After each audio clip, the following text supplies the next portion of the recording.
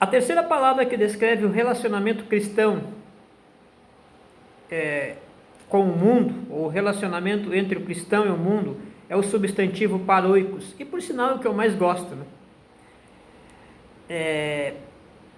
Com seu verbo paroikein, no grego clássico, a palavra mais comum é metoikos, e descreve aquele que era chamado de estrangeiro residente. Estrangeiro residente. O estrangeiro residente era um homem que morava num lugar sem ser naturalizado.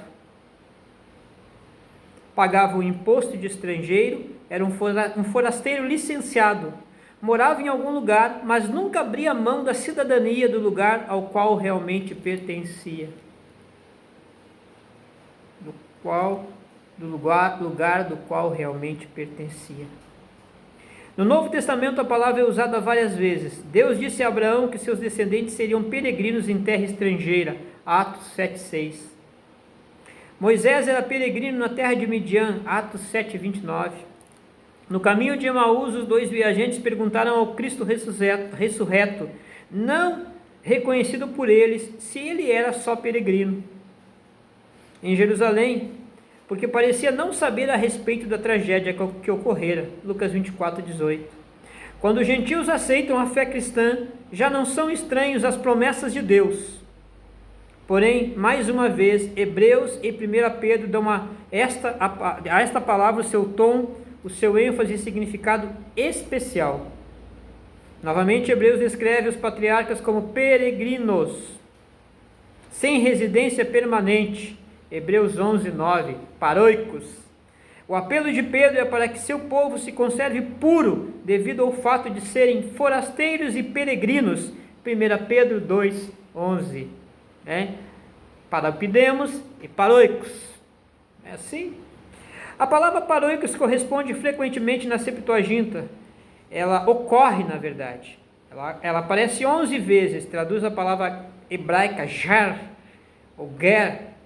Era o forasteiro, o prosélito, o estrangeiro que habitava junto com a família de Israel. 10 vezes traduz a palavra toshab. Era o imigrante que residia por pouco tempo numa terra estranha, onde não era naturalizado.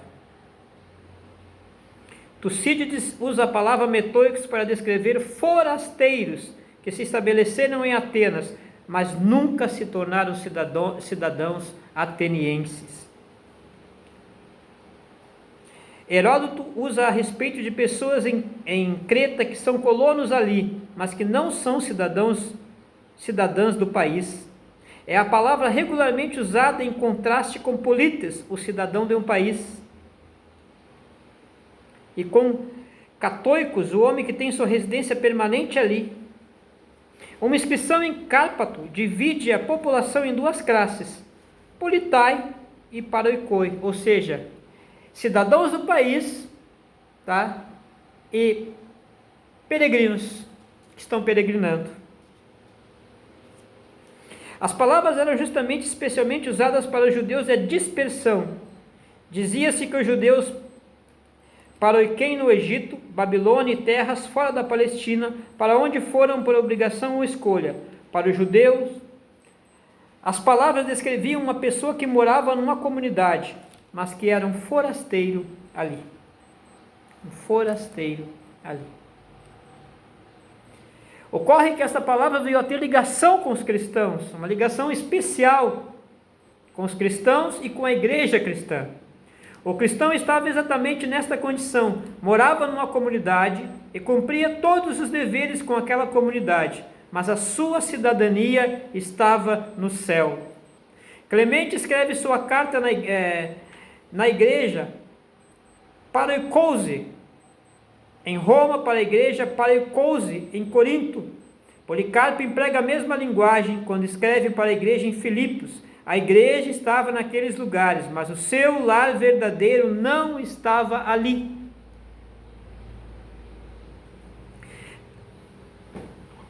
Temos agora um desenvolvimento muito interessante, segundo o autor do livro. A palavra paroico significa um estrangeiro residente. O verbo paroiquem significa morar no lugar, mas não ser um cidadão naturalizado ali. Sendo assim, o substantivo paroquia veio a significar um grupo de estrangeiros no meio de qualquer comunidade. Então, nós moramos aqui em uma cidade da Serra. Nós temos uma pequena paróquia batista reformada nessa cidade. Essa cidade tem menos de 10 mil habitantes e menos de 3% de cristãos. Então nós somos entre esse povo aqui, paroicos, peregrinos, estrangeiros, pessoas que não têm, embora a maioria tenha nascido aqui, mas foram resgatados por Deus, então são peregrinos aqui, então são estrangeiros aqui, e um dia nós vamos morar na nossa pátria, ou na pátria que Cristo nos preparou. Paroicos, estrangeiro. O próprio fato de que o cristão é um estrangeiro, um peregrino e um forasteiro é a prova de que o conforto é a última coisa que ele pode esperar da vida, e que uma popularidade fácil não lhe está reservada. Eu quero repetir essas frases aqui. Olha só, o próprio fato de que o cristão é um estrangeiro, um peregrino e um forasteiro é a prova de que o conforto é a última coisa que ele pode esperar da vida, e que uma popularidade fácil não lhe está reservada. Principalmente nesse período em que nós vivemos da igreja, que eu entendo que é o período da igreja morna, da igreja de Laodiceia, um período em que a comodidade tem tomado conta da igreja, sabe? E nós, muitas vezes, nos acostumamos com isso, não é? Nos acostumamos, talvez, com uma vida tranquila, boa, e isso talvez possa nos querer com que a gente nos faça querer ficar e permanecer aqui. Mas é uma coisa interessante para o cristão entender que não é bom as coisas estarem muito dando certo quando nós estamos neste mundo. Não é que não seja bom, é no mínimo estranho, é no mínimo complicado entender. Porque eu sempre coloco para a paróquia, eu sempre coloco para a igreja, que parece que a gente vive sempre sempre embaixo de pressão. A gente passa por uma dificuldade, daqui a pouco surge outra dificuldade, daqui a pouco surge outra dificuldade, e eu sempre digo para a igreja que isso é bom, para que a gente perceba que a gente não pertence a este lugar, que a gente não é deste lugar, e que a gente não deve se enamorar, ou se apaixonar, ou se casar com este lugar, porque nós pertencemos a outra pátria, a outra nação, denominada celestial.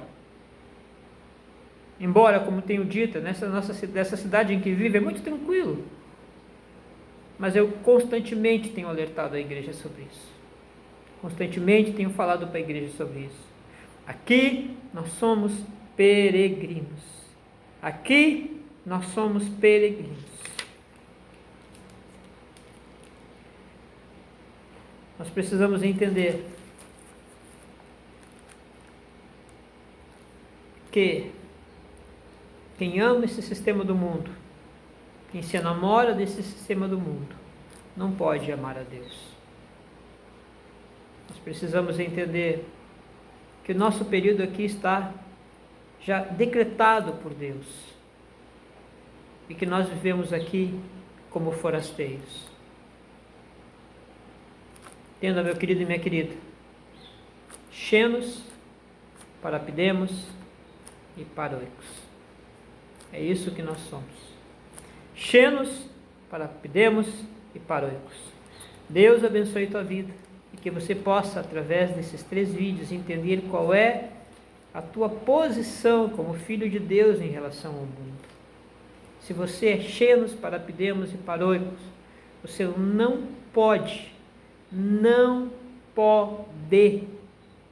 tá? se enamorar do sistema deste mundo e deste mundo. Deus abençoe a tua vida. Em nome de Jesus, amém.